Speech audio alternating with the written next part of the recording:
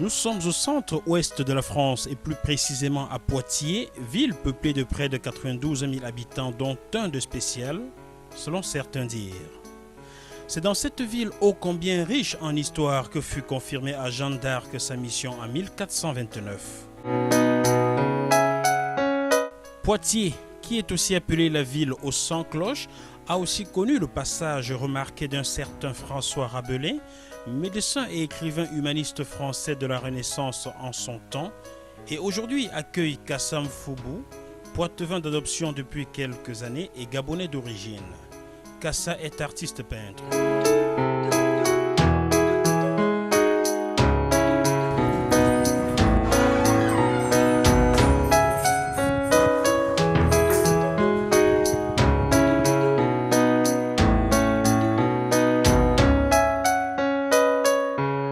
Entrez. Nous sommes bien chez Kassa et Foubou. Tout à fait, vous êtes chez moi, c'est un atelier, c'est un lieu sûr, un lieu magnifique, chargé d'histoire. Et que moi aussi, je charge de mon histoire.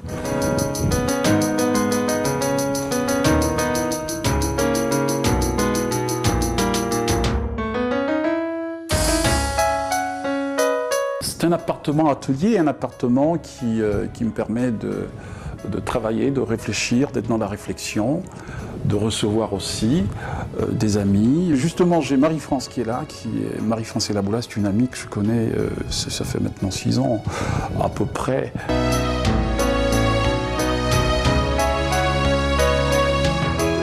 Elle veut qu'on s'occupe d'elle, elle sollicite quelque chose, cette dame, n'est-ce pas? Je pense qu'elle est comme on les voit actuellement, comme on les connaît actuellement aussi.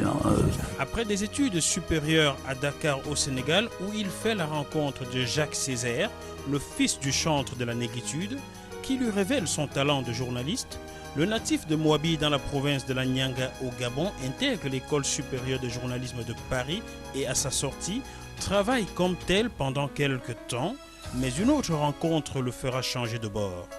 Je viens rendre visite à quelqu'un qui habitait là, un ami qui n'est même plus là, et qui, 2 ou 3 jours, je rencontre Françoise, celle qui va devenir ma compagne pendant plusieurs années,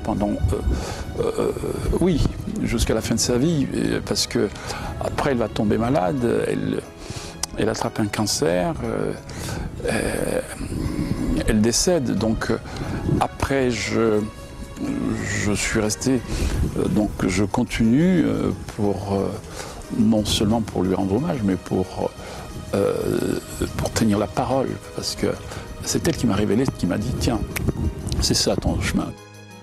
Comme une révélation, et aujourd'hui, les œuvres de Kassa se présentent dans un éclat des couleurs et des formes géométriquement cubistes, alternant avec douceur voluptueuse des courbes dans une organisation rigoureuse, ce qui donne à ces chefs-d'œuvre un air plus vrai que nature.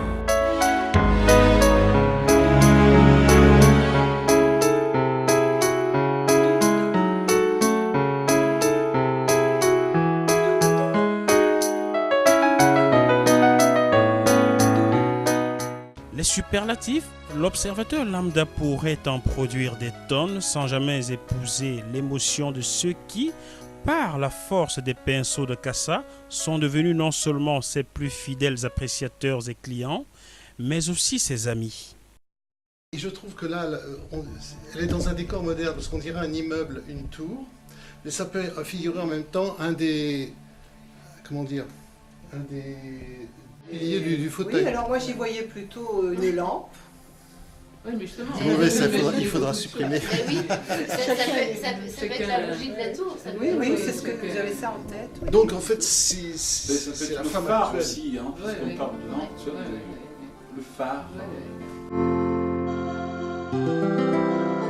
Voici notre chambre et le premier tableau de Kassa que nous avons acheté.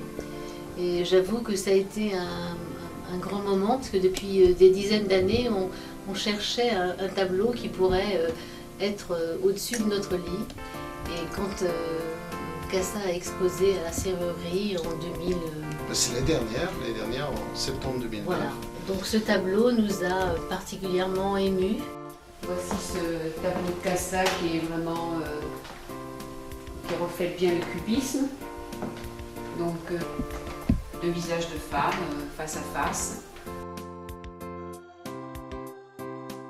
Je trouve que le Gabon devrait savoir reconnaître son fils et l'accueillir, pas en grande pompe, hein, mais lui serrer la main, le prendre à bras-le-corps et surtout ses œuvres, ses toiles, parce que c'est vraiment un artiste qui a un œil, qui a une personnalité et c'est le propre de tout pays de savoir reconnaître ses enfants.